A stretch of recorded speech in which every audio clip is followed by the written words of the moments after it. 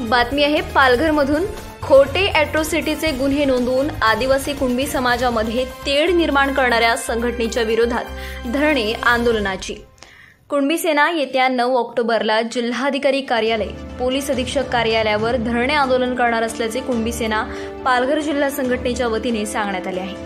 पालघरच्या ग्रामीण भागात कुणबी आदिवासी ही कृषी रथाची 2 चाके म्हणून अनेक वर्षांपासून गुण्यागोविंदाने एकत्र नांदत आहेत।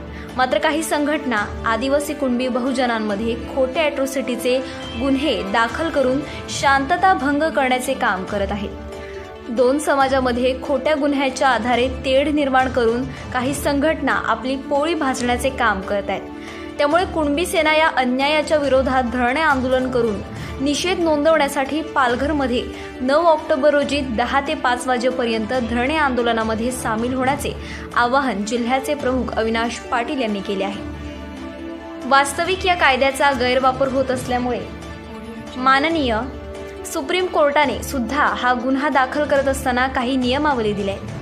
त्यापैकी आरोप असणाऱ्या व्यक्तीला 7 दिवसांची प्राथमिक चौकशी सुरू असताना तसेच खटला दाखल झालेला असताना संबंधित व्यक्तीला अटक करणे अनिवार्य नसल्याचे न्यायालयाने स्पष्ट केले आहे। मात्र संघटनेचा पोलिसांवरचा दबाव होत असल्यामुळे पोलिसांना नाईलाज असे गुन्हे दाखल करावे लागतात। त्यामुळे राजकीय पक्ष व काही संघटना याचा हत्यार म्हणून वापर करताना दिसतात। त्याला अनेक वेळेला ब्लॅकमेलिंग सुद्धा काही व्यक्ती करत असतात। त्यामुळे समाजामध्ये सलोखा, समन्वय, बंधुभाव कसा एकत्र नांदावा यासाठी आपण सर्वांनीच प्रयत्न करायला हवेत। खरोखरच अन्याय होत असेल तिथे अॅट्रॉसिटीचे गुन्हे दाखल झालेच पाहिजेत। मात्र काही ठिकाणी शहानिशा चौकशी न करताच असे गुन्हे दाखल होत असल्यामुळे पालघरमध्ये हा चिंतेचा विषय बनलाय। त्यामुळे जनसंवादाचे जनक पोलीस अधीक्षक बाळासाहेब पाटील आपण पालघर जिल्ह्यात शांतता, बंधुता, एकात्मता टिकवण्यासाठी करत असलेले प्रयत्न मात्र काही संघटनांच्या दबावामुळे आपले पोलीस चौकशी न करताच गुन्हे दाखल करत असतील तर त्यांच्यावर सुद्धा कारवाई करणे काळाची गरज आहे। जाणून घेऊया अविनाश पाटील यांची प्रतिक्रिया। धरणे आंदोलन नेमकं कशासाठी आणि काय झालेलं आहे?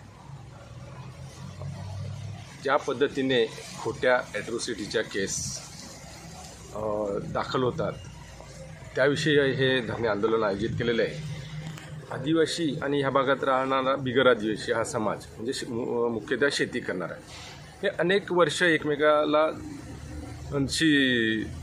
म्हणजे एकत्र राहत आहेत गुण्यागोविंदाने।